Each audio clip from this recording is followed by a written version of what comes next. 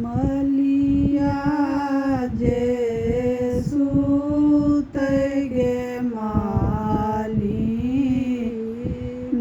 सात पूरा धरोहर मालिनी जे सुतै फूल बाड़ी हे उठू उठू आए मालिनी मलिया जगा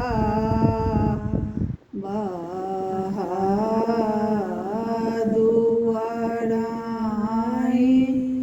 रामचंद्र दुल्हा ठाढ़ हे तोहरो गे आंगन बाबू कौन ओछाल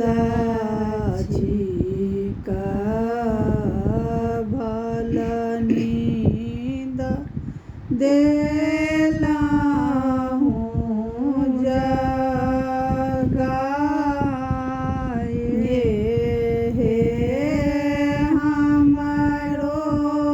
जे घर हे मालिनी हमरो बियाह छिक मोरा जोग मोरे ओरे हे चारो कात लिखी है गे मालिनी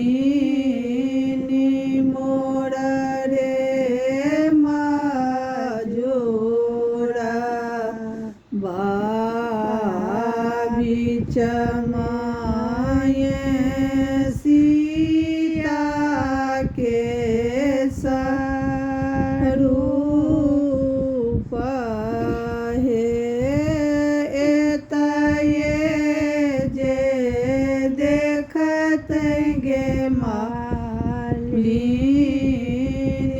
माये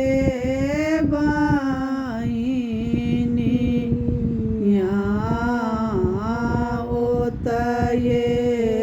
जे निर्जय सासु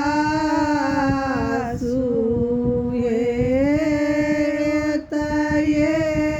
जे देखत गे मालिनी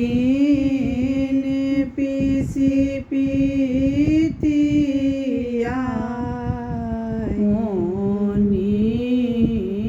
ओतये